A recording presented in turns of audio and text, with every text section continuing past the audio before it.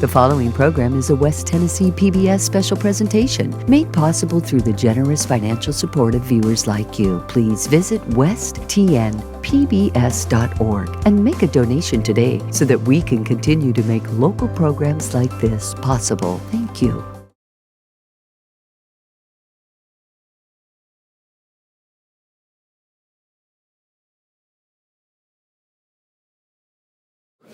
It's good to have a whistle that's louder than a bell up here. We appreciate your attendance today. We're glad to have everyone here for this edition, our second Capitol Talk. And we're pleased to have this great crowd here today. We're going to begin with an invocation, and Reverend Johnny Shaw is going to lead. Let us pray. God our Father, we thank you again for this wonderful and blessed day. We thank you for the good graces of this day, for you blessed us with already.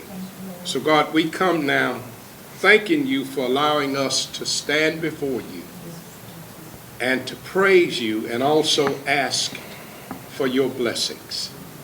You've been so good and kind to us, and God, we just want to thank you, first of all, for those who are in this room with us. Thank you for our colleagues who are here today. Thank you for this great country that you let us live in, for the freedom that we have.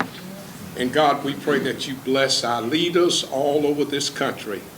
We ask that you bless this Capitol Talk, that you direct our minds, our thoughts, and whatever we say and do today, God, we pray that you would get the glory. It is in Jesus' name we thank you, and we pray this prayer. Amen. Amen. Thank you.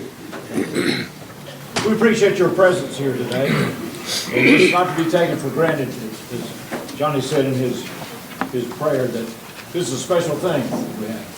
We have more and more incidents in this country now where people are not able to speak because they're being disrupted by well-intentioned people that oppose their point of view, but it's important to allow people to speak. We're heckling the governor during his State of the State. We heckle the president during the State of the Union. It doesn't speak well of us. And it's important to have this format. And we appreciate you being here. We appreciate these gentlemen providing access with the work that they do, and we're glad to have you here. The people that help make this possible, the Allison Insurance Group, ATA CPA and Advisors, AT&T, First Bank, Gerdau, the Jackson Energy Authority, Stan Harris, Loyal Financial Advisors, and West Tennessee Healthcare, and we appreciate them.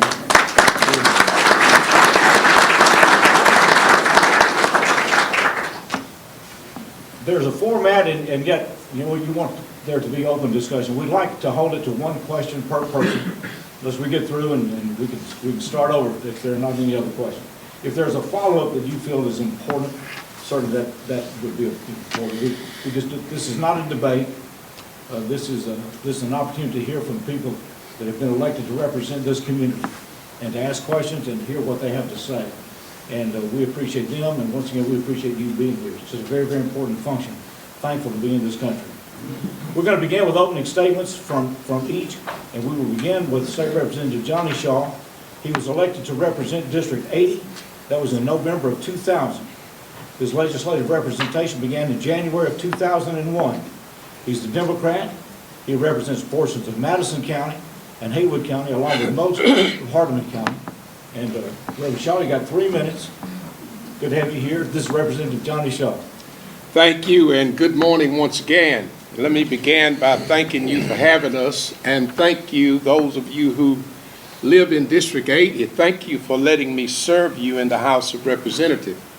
I think about you every day in all of my actions and what I do, because I am always mindful of the fact that it's you who send us to do the business for you. So thank you for having me. I want to begin by congratulating, and I'm not for sure that Miss Wendy Isom is in the house. I know she, and I know that Mrs. Sharonda Green, and there may be other ladies in this house who were part of the, I believe, 20 most influential women and won the Sterling Awards this year. And I want to congratulate all the women who did that. I think we looked over that the last time we was here, but I didn't want to miss that. So if you are one of those ladies, I wish you would raise your hand, and we thank the good Lord for you and for for all of the honor and the work that you do as ladies here in West Tennessee.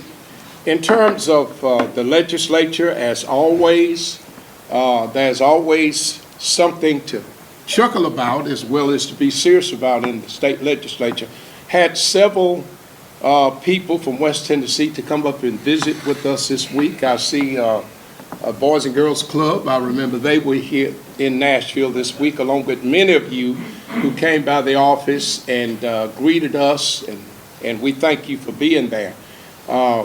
We are working, in fact, I'll start by saying, to try to get a few extra dollars for the Boys and Girls Club here in Jackson for the work that they do, because we know that they do a lot to help our young people in this area, and we appreciate that very much. Had a couple of bills to get through committee this week. One was House Bill 441. Of course, it'll be on the calendar next week. It is updating the Tennessee Adult Protection Act, and I'll talk more about that a little later on if you have any questions about it. And then there's another bill that we are supporting and working with to provide juveniles who are in DCS custody or state facilities psychological help. A couple of bills that we got through this week. I think the big issue this week, of course, is vouchers. Everybody is concerned about the vouchers, and it's strange that you get a different story for everybody you talk to. I had the folks from the governor's office to come by the other day and to lobby me on the vouchers, and they didn't make as much sense as folks out in the public. But I do know that my school directors here, Hardeman and Haywood, have asked me to vote against the vouchers, given that perhaps they would destroy public schools over a period of time, and the cost that could accumulate from what vouchers could cost us if this program go as it is planned. Now, I'll say this, and I know Chris is going to talk about it. There's a House version and there's a Senate version. And I'm hoping that when we get ready to substitute and conform, it'll just go away. That's what I'm hoping for. That's kind of just an quick overview as to what's been going on this week for me and the legislature. I'm sure you'll have questions, and there are other issues we can talk about as we go along. But again, thank you for having me this morning, and I'm going to be on time and be obedient and turn it back over to my good friend, All right, thank you. Steve Bowers. Yeah. State Representative Chris Todd was elected to the state legislature in November of 2018, began his service in January of 2019. He's a Republican. His district is contained within Madison County, where he represents significant portions of Jackson and Madison County, Tennessee. Representative Chris Todd. Thank you, Steve, and I really appreciate all of you being here this morning. It's very important that we hear from you and we see your faces on a regular basis. And as Johnny said, we've had a lot of visitors in the last several weeks. We're kind of at the height of the legislative session, probably about to start down the other side where committees are closing, things are starting to wind down. And I want to leave a lot of time today for questions, so I'll just say one thing that, a couple things we don't deal with. We don't deal with passports, and we don't deal with your IRS refunds. You would be surprised at the emails I get wanting me to do something. Yeah, maybe we should start doing that, but somebody was going to, and also, we didn't have any vote on TikTok. Somebody's going to vote me out of office, according to them a couple of days ago, because I voted to ban TikTok. Don't remember that vote, but obviously they're you done that on a federal level. So some folks get a little confused with what the federal representatives and state representatives do. But Steve, thank you for hosting, and I really appreciate all the sponsors too for spending money to have this and allow us to have this interaction with our constituents. It means a lot to us. Thank you very much, Representative. I think it was Ed Jackson told the story one time. He got a call from somebody that said they had a singing relative come to Nashville. They wanted to get him on the Grand Ole Opry. That's right, that's right. Yeah. State Senator Ed Jackson was elected in November of 2014, began his service in January of 2015, representing what at that time was District 27 in the State Senate. Following the 2020 census, they redistricted the State Senate. Senator Jackson now represents State Senate District 25. It's composed of Lake, Dyer, Crockett, Madison, Henderson, Decatur, and Perry counties. So it reaches from west into middle Tennessee. He is a Republican. State Senator Ed Jackson. Thank you, Steve, and what a great crowd, and I'm glad, good to see everyone here for this, and it's very important that we give these updates and let you know what's going on in Nashville. You don't always get the whole story, the straight story from what you read in the papers or see on the news, but anyway, it's an honor for me to be able to serve you for the last going on 10 years now, and it's been probably the most rewarding job I've ever had. But there are a number of things, as Chris and Johnny said, there are a number of bills that have been going through. We're in our committees now. We're closing some of the committees. I think I had 7 bills that are presented in different committees and a couple on the floor this week, and then I had several the week before. So starting to run the bills, and then then we will be closing all the committees, and then we'll just be doing session and hearing the bills in session. But some of the things that I'm focused on are fentanyl and the issues with fentanyl. I'm on the Health Committee. I serve in the State and Local Government Committee, and I serve in Government Operations, and then I'm Chairman of Corrections, a subcommittee in the Senate. So those are things that I'm greatly focused on. Fentanyl is one of the big things. Local governments, there's one local government in the state of Tennessee who decided they didn't want to enforce all the traffic laws. So that's one thing that a bill passed this week, saying that you've got to abide by or enforce, make sure law enforcement enforces the traffic laws that in the state of Tennessee, state and federal laws.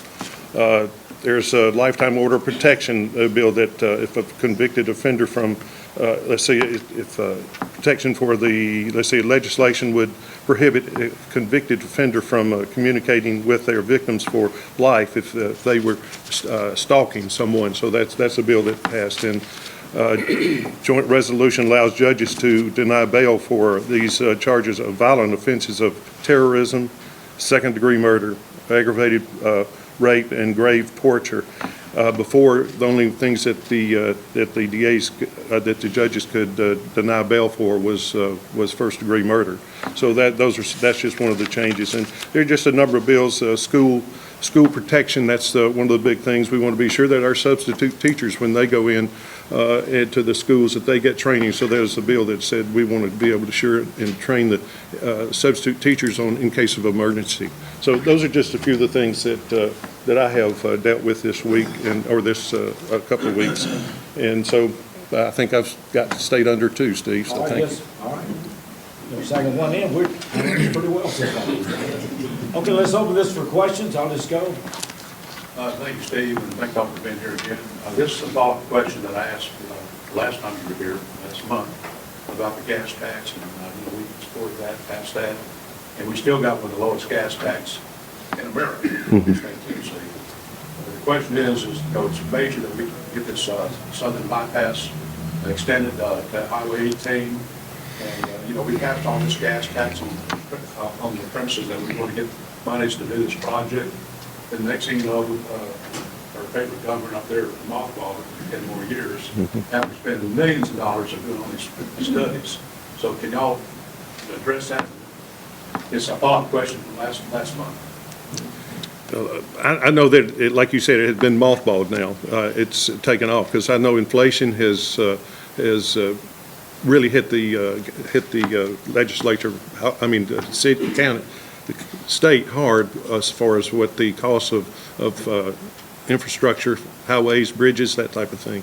It's just gone up exponentially. So that's a big part of it, and they have to prioritize some of these things. And now, of course, the choice lanes and that type of thing in these high traffic cities has taken over too. So, American Transportation Act pretty much is what TDOT is working from now, which Ed just explained all of the choice lanes, and I think we forget every day how much of a change Blue Oval is bringing to all of West Tennessee. I mean, the whole area, including this area. And I think right now a lot of focus is going to be on the roads we've got, some of the secondary roads. Are they even going in the right direction? Are they? So I think it's going to probably take 4 or 5 years before we can really get a good picture as to what's going to happen with a lot of the roads. there were dedicated funds, I don't know the exact number, that were given to the city to do the studies, and Gresham Smith had that contract. I'm not really sure how far along that got. And it Comes out in was October. Okay, comes out in October. The gas tax, the Improve Act that happened before I got in the legislature was, at least on the 10-year plan they had, which the bypass was in that, was based on, I think it was a 12-cent a gallon increase in the tax. Well, the only thing that got passed was 6 cents. So that 10-year plan got shrunk. And so those projects are still on the list, but they're down the list. And this is one of them. They're prioritizing things that, where they've got a scoring mechanism where they look at congestion and traffic patterns and all of that, and it can change. Obviously, with Blue Oval, as Johnny said, that's going to change some things. That's going to change some of those calculations. Madison County, just Madison County, has received out of a $300 million apportionment last year, almost $4 million on top of the $80,000 they get annually for improving the county roads. So that's a big boost. It'll take probably 2 or 3 years to spend that money and get those improvements in place. But that's a big boost. Every county in the state got a chunk of money like that. As you well know, the widening of I-40 has been such a blessing to all of us that try to get on and off at different interchanges, and just the traffic flow. I hear every day people tell me that I'm driving to Memphis regularly or to other places, and it has really made a difference.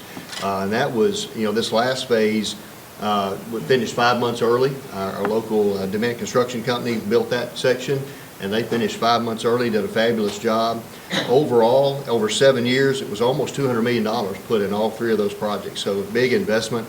And then, you didn't ask about this, but the interchange at Christmasville Road in I-40 should be starting by 27. They're going to start a right-of-way acquisition next year, and so there's a lot of money there. What was allotted for it at the beginning with inflation is now not enough, and so TDOT has dedicated more funds to go to that so that it can continue. So there are certainly priorities here that they're keeping in mind and watching how all the traffic flows and patterns, and our input too. And we try to be the squeaky wheel as much as we can to make sure we get what we need in this area. Several $1 million were repurposed for the roadways going in, local roads going in and out of Blue Oval, because they've been destroyed by the heavy trucking that's going in there with the, so that I know that's where a lot of the money is, so they're having to shift it around. And then 3 of us got to have extra lanes to get home. And we got to make sure the potholes are fixed. Got money for the airport, so we get your jets in here. All right, our next question? Yes, sir. Yes, sir. Thank you all for being here today. 2 members of the Tennessee 3 were ousted from the House because of what's been said to be disruptive behavior. And once they were ousted, the legislative bodies in Nashville and Memphis sent them right back. And then they were elected to come back as well. It's my understanding that the House has passed a bill that would prohibit local legislative bodies from returning an ousted member back to the House. And it's also my understanding that the attorneys in Nashville has told the House that that's unconstitutional, you can't do that, but the House passed the bill anyway. It has not come before the Senate now. My question is, how did you all vote on that bill, to pass it or not to pass it? And then once it comes to the Senate, Senator Jackson, would you be in favor of prohibiting local legislative bodies from returning to the legislature those persons that they want to return to the legislature?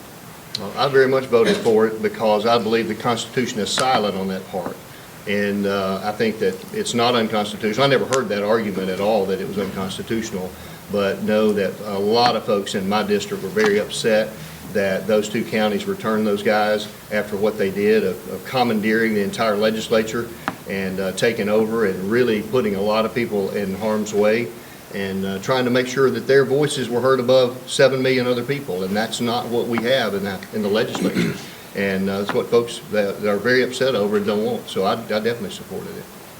I voted against the bill. However, I do need to make sure that we understand that the leaders of the House were not in fault. these guys want it to be, and you can, and we are recording this, and I want to go on record. They want it to be dismissed. And I'm in the caucus and didn't know it.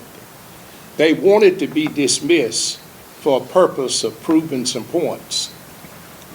Okay?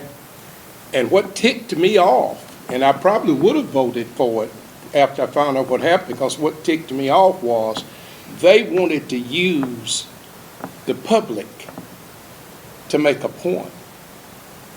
Let me tell you, the legislature is teamwork. It's all about, and when you can't play with the rest of the team, you don't need to be in the legislature. And let me just say, because that's my caucus, these two guys need to quieten down and understand that this is teamwork, because they take time that I need to use on the floor. And when you put an amendment on every bill, something's wrong with you. Yeah, something's wrong with you. So I want to be clear, and I don't want people, I just don't want people to go around and accuse people of things that are not so. These two guys, the Tennessee 2 or 3 or whatever they are, they call themselves, need to either get out of the legislature or understand it's teamwork. And right now, they don't understand that. And I fault our caucus, not the Republican caucus, I fault our caucus for not putting them in their place. Because you can't go to Nashville and run the show. And you can't do that. And they need to understand that. I'm just going to say that and get it over with, and we can talk more about it later. John, tell me if you would agree with this or disagree. We have rules in the House, and the Senate has rules that we all have to abide by. And those rules are there for one reason. Yes. And that is to protect the minority. Because if we didn't have rules, Johnny might never get to speak. We could run roughshod over him, literally. The majority could do anything they wanted, but we have rules to protect the minority. Yeah. And when any one person breaks those rules, it hurts the entire process. And you lose that trust, you lose your voice. I mean, they literally took over so that none of us had a voice. Everything that was going on that day just stopped. And we had a gallery full of people. There were folks literally scared for their lives there that day. That wasn't really probably known that much by what was on camera, but there were folks there that were literally scared for their lives about how this was escalating very quickly. So they didn't just break rules, they put people's lives in danger. And that was a very serious thing. And, you know, they tried to twist the narrative and change what the truth actually was, as Johnny said, and make it all about them. But it wasn't. It's about the institution. One of them literally said, and I don't know why media didn't pick this up, in his closing remarks, the gentleman from Memphis said, "I intend to break this institution." You're looking for TV cameras, okay? That's pretty serious. If you intend to break something that the Constitution and the people have put in place, that's serious. I think Johnny kind of said it all, that, you'd see government working together, and that's when government works the best, is when you work together across the aisle. Johnny and I work extremely well together. Chris and I work well together, and I work very well with the Democratic members in the Senate. Jeff Yarbrough, who is a very good friend. He and I talk often about legislation and our sides on the legislation. So that's, I remember Tip O'Neill and Ronald Reagan, how they were different parties, but they got together and they worked together and got things done. And that's when the state of Tennessee needs to do the same thing. Let's get together and work together instead of trying to be divisive all the time. Next question? Oh, yes. What about, would you support the bill when it comes to the? I just have to see it when it comes across. I haven't seen anything on it, so I can't say right now. Okay, quick follow-up. Just a quick follow-up. I want to know, why do you all believe, though, that the legislature in Nashville could substitute its judgment of what the governing bodies in Madison County, if they wanted to send a person back, why should you impose your judgment against what the elected officials would want to do? Well, I'll answer that by saying, my mom used to tell me, two wrongs don't make a right. I'm not saying that it ought to be that way. Well, what I'm saying is everybody ought to get in that place. And that is, I served, when I first went to Nashville, I served under Democratic leadership. Well, basically, we did the same thing that the Republicans do now. I'm sitting here between two Republicans, okay? But we did basically the same thing On steroids. then Wouldn't you agree? as the Republicans do now. They're in charge. And I'm not saying what they do is always right, but what I'm saying is, and Chris makes the point, there are rules you got to follow. I don't care how mad you get.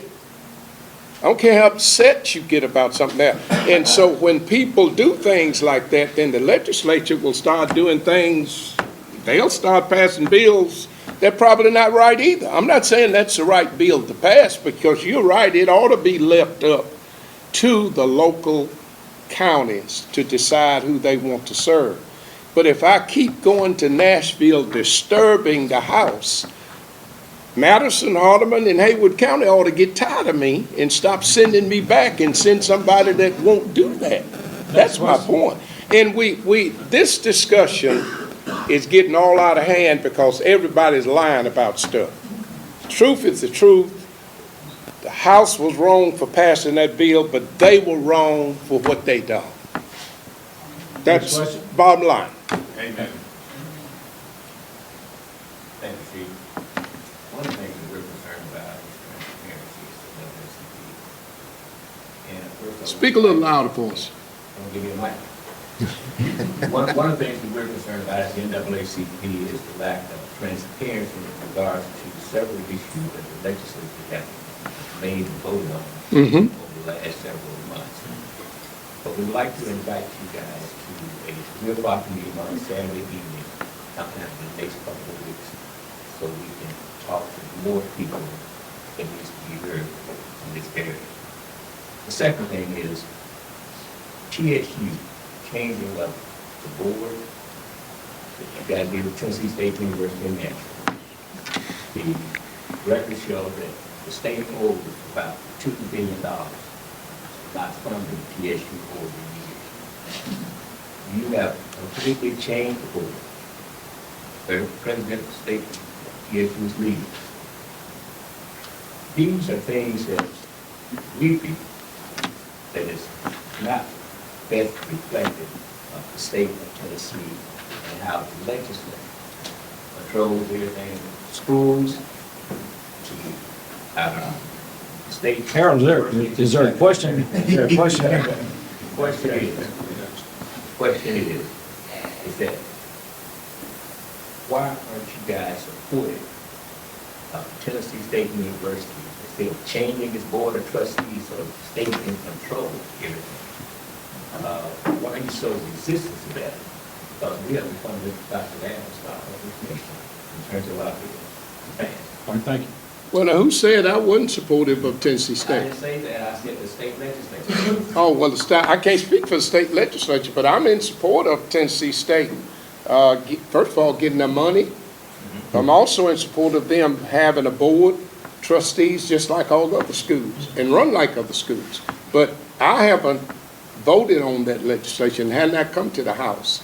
But if it comes to the House, I would vote for Tennessee State to have the same privilege as all the other schools. I would. But now, again, I'm not in charge of the legislature. I only have one vote. I've not been on a committee that had that discussion. I've heard bits and pieces. I will say that one of the points that's been made about funding and how they haven't been funded to the level that they should have been is a false narrative. There is no truth to that whatsoever. Matter of fact, last year in this year's budget, we put a tremendous amount of money into TSU for capital improvements. But apparently, from what I'm understanding, there's been a lot of mismanagement, very poor management, and so they have vacated the board, I believe. That's the effort going on. Again, I've not been involved in that yet, hadn't come to the House floor for a vote yet. But they have not been underfunded. They are one of our 2 land-grant institutions. We're very dedicated to them. They do a lot of great research there and provide a lot of community support with extension agents around the state, work very closely with UT. So we want to foster that relationship. It's one reason that they've got some extra funding, try to just help them out of a bad situation, but that comes with responsibility, and part of that is let's change who is running the show so that that money's not wasted and it's put to the best use. So that's what I've known about it, and I don't know all the details, but I did sit on a committee a couple of years ago where that narrative came out, that they were X number of $1 billion underfunded based on some formulas that the committee never established. The chairman tried to establish that, but you can look back at the record, and it was not verified. It was actually false information, but they have run with it because it's a nice narrative to try to gain more money. So they're very adequately funded, I believe, for what they do. Thank you very much. Next question? Yes. I'm going to steal this from our West Arm class, Representative Todd, because I thought this is a good question. Is there something, we are all concerned about, is there something that we should be noticing or watching that you are watching and noticing that all three of us, and that we need to be aware of? There's a lot of things that fit that category. I'd have to think a while on that one, what my top would be, but I've had two things that I think are very important that both have gotten killed in committee in the last couple of weeks. One really surprised me a couple of days ago, but the first one was an open meetings requirement, that clarifying what adequate notice for a public meeting actually is. Our law just says you have to get adequate notice if you're a governmental entity so that the public knows what's going on. And who's defined adequate? Well, courts have said it's at least 48 hours. So a lot of organizations just do 48 hours. And so the public doesn't know 2 days in advance of what's going on in some governing body that can really affect their pocketbook and their liberties. So this law would have set it at 4 days with an agenda, and you still have the ability to do an emergency call meeting if you needed to for special reasons, which is already in the law. But that bill died. There's some folks on that committee that I just don't think they really understood what it did, and I worked the bill. I tried to make them understand, but I don't know, it seemed like there was this barrier of understanding there. So it died. That was very important because that affects every one of you in this room. Having adequate notice for whether your school board's meeting or your utility or your city council or county commission.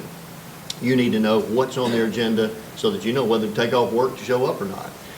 Another one a couple of days ago that really surprised me was a law that would prevent China, Russia, Iran, North Korea, and some other adversaries from owning property, agricultural property in this state, as well as critical infrastructure like our water systems, our electric grid, hospitals, things like that. And it died, and I think there was some concern about it conflicting with another bill that had been passed the week before, even though that sponsor was part of that committee and said 2 different times, it is not in conflict. They actually marry together very well. They complement each other.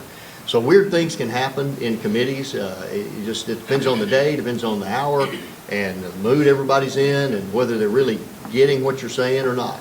But those 2 things are pretty important, but they're dead for this year, it looks like. So you guys may know if I've given y'all plenty of time to think of something really important. Thank you.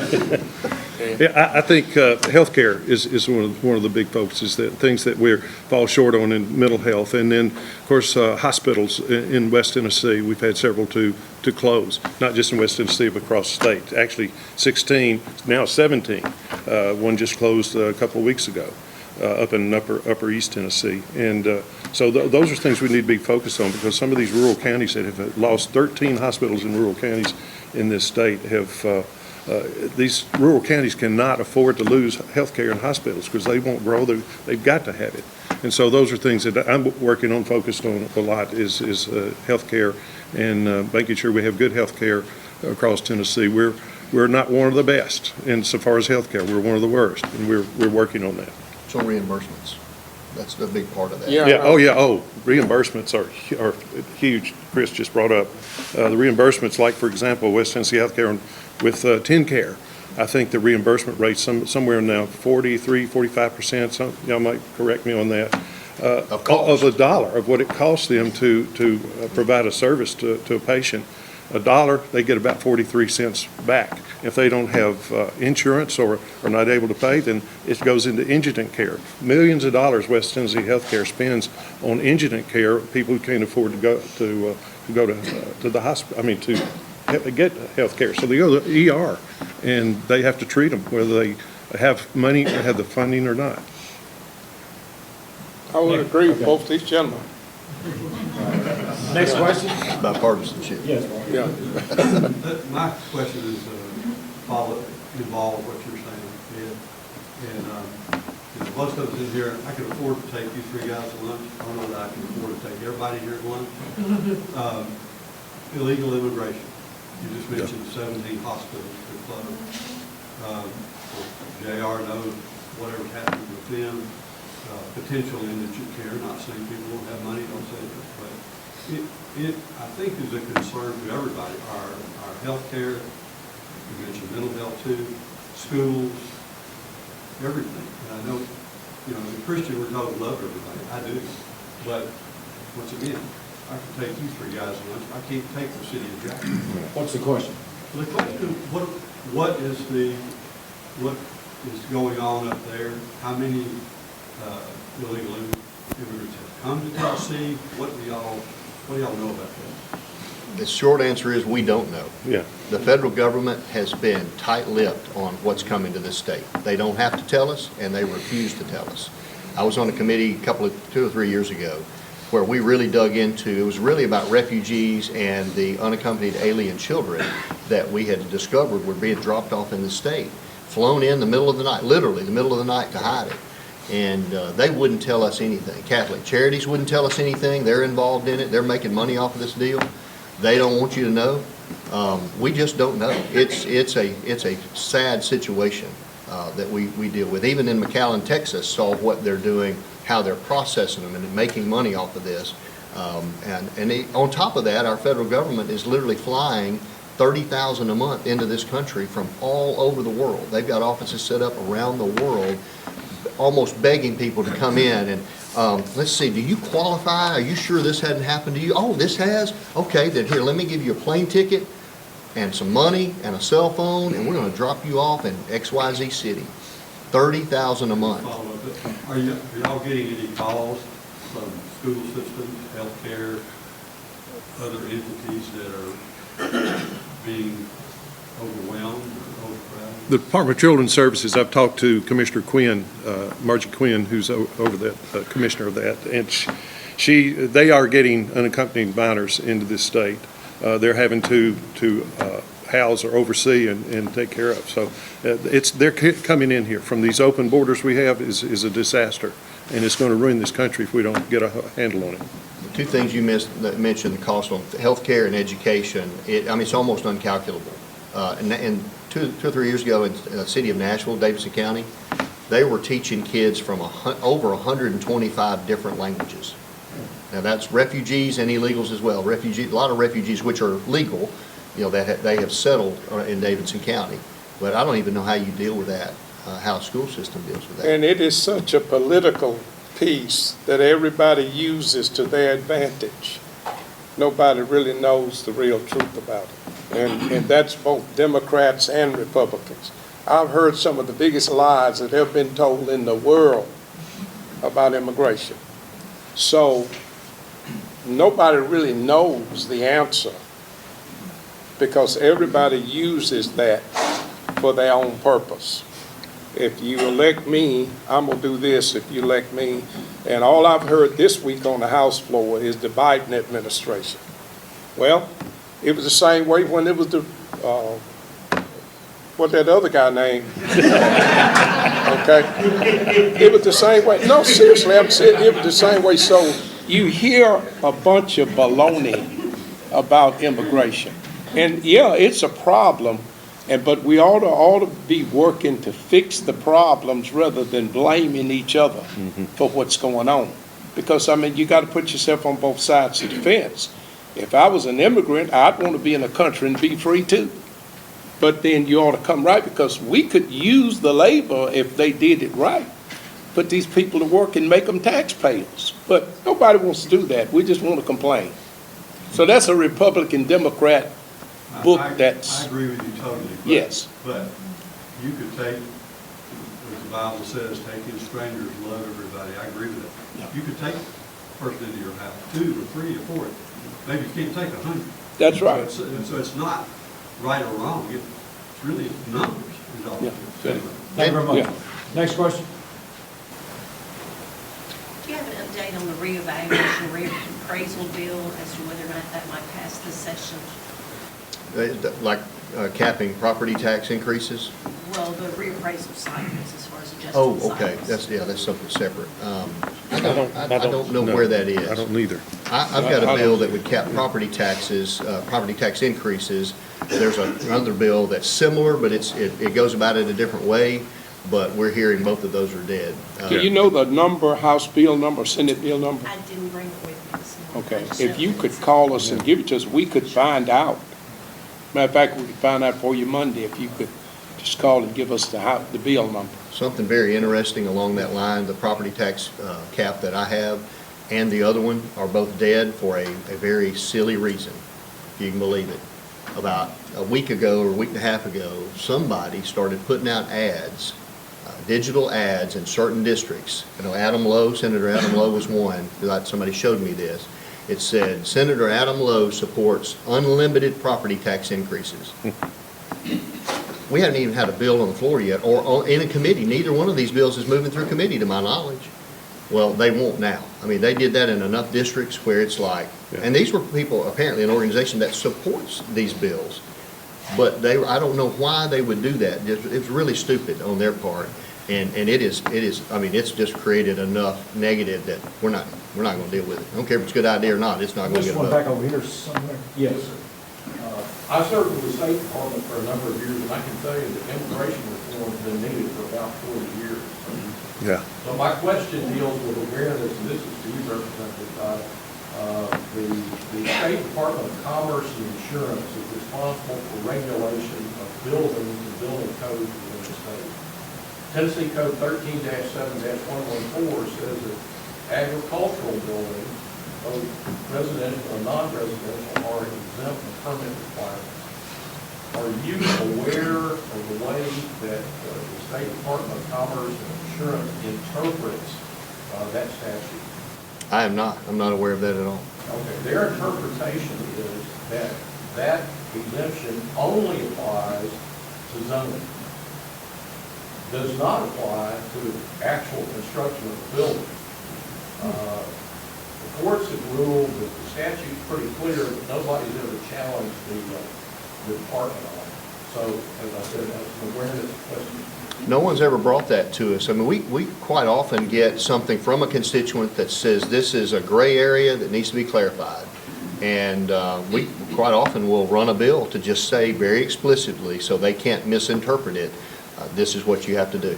And so that may be needed. I hadn't heard of that. Right here. What's the state of, excuse me, the state of Tennessee doing about the squatter situation? Are we different than other states in the union? I see that, and I see what's going on in Georgia with that, and in other places as well. I saw a blurb where an immigrant was saying, go to houses that are abandoned and take them over. He can even sell them. I'm seeing things like that. And that prompted me, I want to find out where the state of Tennessee is on this, because that could be serious across the country. I think it's Georgia's really feeling the effects of it. Next question? Yes. Pete? Oh, thank you. First of all, thank you, Senator Jackson, for recognizing two of our students in the Senate for some weeks ago. Yes. My question concerns education savings account, Senate Bill 05, House Bill 83. I think both passed committee. The first version, the first year, estimated system number right before the year two, all 5,000 private school students documented. In year two, there was an additional $500 million. My question is, how does that affect public education funding? And secondly, is there any thought process of universal pre-K funding to kill all people funded? Well, there are three different versions, I guess. If you're talking about the Education Freedom Scholarship funds and those bills that are moving through, the House version the governor's version and the Senate version. And the House version, I know some details about. I know rough details about the Senate version. It's very similar, but it doesn't have a lot of things that remove some encumbrances from public schools that folks have been asking for a long time. So that's kind of the 30,000-foot view, and I'll give you some examples of that. So I believe the Senate version is just pretty close to what the governor had proposed, and that is we set up a scholarship fund, we put some stipulations on it first year. If you qualify, then you get this money to the school of your choice. The House version has that, but also has, like I said, a number of components that teachers have been asking for a long time, like reduced testing, several other requirements, and I've got a list here I can go through and mention some of those if you're interested. But it's a whole separate fund of money, a whole separate pot of money that's not part of the TISA funding that's dedicated for schools. And there may be an intention of what's going to happen next year, but we can't bind the hands of a future legislature, especially financially. We may set out an intention, but there's no guarantee of that next year. So it's a proposal at this point, and it's not finished with committees. The House version, with all the subcommittees and the process it had, I think it was a total of about a 7-week span. And folks have been fussing about it's been moving too fast, we passed it out of committee too fast, but knowing if you realize all the process it has to go through, it's getting changed as it goes and tweaked. I believe I've got a summary of the last version. I'm not on any committee it'll come to. We won't see it. I don't know if any of us here are on any committees that deal with this bill particularly, so we'll see it once it gets to each of our respective floors for a floor vote. And since they're going to be probably different, then whoever passes it first will send it over to the other chamber. They can conform to it or they can reject it, and then we go back and forth, and if there's no agreement, then we go to a conference committee, and it could literally die in a conference committee. We don't know. We're getting our If a update. bill costs money in there, it's got to go through finance. And you realize that right now, all the bills on the House side is going behind the budget. So bills that cost money, we don't know what's going to happen with them until they pass through finance, because they got to be a part of the budget. And if they don't fit in that slot, they may be put on the desk. So that's kind of a hold up right now for a lot of legislation. It's just kind of waiting to see what's going to happen with the budget. And of course, with the tax refunds, that's going to be a big issue that we got to deal with. Yeah. And we just don't quite know, probably won't know what next 3 or 4 weeks, probably. Yeah. That's exactly right. Don't serve on the Education Committee in the Senate, but we are getting an update. I was told yesterday that on Tuesday in meeting with the chairman of the Education Committee, giving the Senate members an update on that as to where it is and what's we look forward down the road. Next question.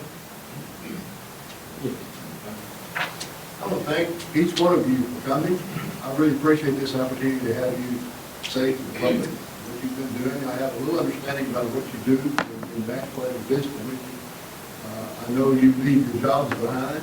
I appreciate that very much. I'm happy to call each one of your friends. And in fact, I've committed financial resources to each one of them.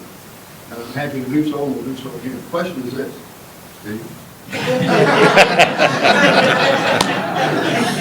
Call me look at that. Hey, look at it. Why in the world would you want to do this job? Why would you want to do this job? I'll start with Chris. You're not the first one to ask that question, for sure, especially folks that visit the legislature and they see how things run and think, why in the world would anybody want to be in this mess?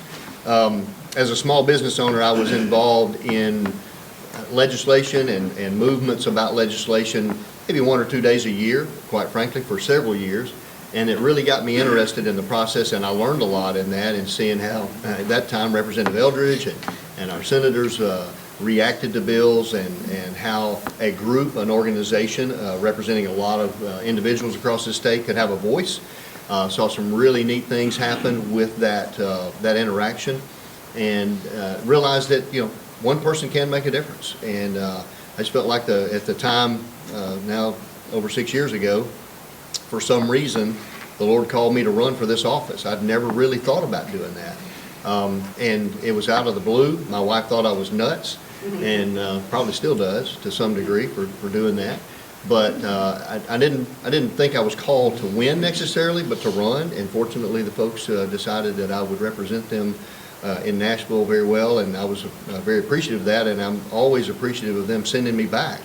It's such a high honor to do this job, to know that I've got 70,000 people that rely on me to make sure that I'm protecting their freedoms and their liberties first and foremost, and then protect their pocketbooks, because that's part of their property, and we want to keep the most we can in their pocketbooks so they can support their families and raise a family in a great community and making our communities better. So many aspects of that we deal with, too many topics to even touch in a day. If we were sit here and start listing those topics, you couldn't even touch them in a day, all the things that we deal with during a legislative session. But it's a high honor, and it is a sacrifice, but it's very much worth it, at least for this stage in life. I was asked by a friend to run several years ago. Oh, I'm sorry, Johnny. That's okay. I didn't know we were going. Go ahead. You go ahead. I'll be last. By a friend if I would run for office, and I talked, and I thought, he asked me, said state senate. I said, wow. Well, I've always kept up with government and what goes on and interested in it, but never thought about really getting involved in it and with running for office. So I went home and told my wife, Marilyn, everybody knows Marilyn, and told her, you won't believe what I was asked to do tonight, run for state senate. She said, well, you told them no, didn't you? So, and that really, she really did say that. But no, but this, as I in my opening statement said, this is the most rewarding job I've ever had. I had an extremely good job where I was able to make some money then, and not this job, but anyway, and it allowed me to be able to do this job. So I'm really glad, and it's an honor to be able to do it. And it is a rewarding job when you can look back and say, this was something that was a problem, and I was part of helping to fix it, and it's really good for all concerned. So that's what my reward for doing this, and I enjoy doing it. It's stressful, but it's a good job. And I'll try to give you the short version. Service, simply service, to serve people, to hear their concerns and to be able to serve them, and to know that when I drive by most institutions, I'm a part of helping keeping those people's livelihood up and working. I drive by Western Mental Health every day right down the street from my house, and I think about every time I drive by there, you are part of making sure that everybody that work at an institution have a job every day. Mm-hmm. So service, I could talk about it all day, but I'm just going to leave it there, and I enjoy serving. Question? Stephen, I know we're getting close to adjournment. You Yes. know when we're going to adjourn and sign it out session. There are bets going on about that, as they are every year. I'm thinking we're about 4 weeks away. Yeah, last of April, early May. I leave a little leeway in there because you never know, you know. I'm saying about the third week in April. Give or take a little bit, just. He's really late. We usually have May, June, July. Yeah. Oh, yeah. First year I served, 4th of July, I left the Capitol. Yeah. Yes. I just want to thank these guys. I'm a veteran, and I see other veterans in the room, and I'm here to tell you, these guys right here, they love the veteran community, and they take care of them. I've been in their offices before, both sides of the aisle, and they take such good care. I don't even have a question. The one thing I can say is, how's your brackets look this morning? Well, we're talking about brackets. I think we'll wrap this up. Don't bet on Kentucky. I've been doing this a long time, and we're talking public notice. Had a conversation with the mayor one time. They had a real important finance committee meeting that was held, and I didn't get any press release, but I checked the newspaper, they hadn't got anything, and I said, Mayor, they wouldn't even notice this meeting. He said, there most certainly was. And I said, where? He said, posted on the bulletin board of the courthouse. So anytime I walk into a courthouse, I start looking for the bulletin board. I want to thank all of you gentlemen for being here. Thank all of you for being here.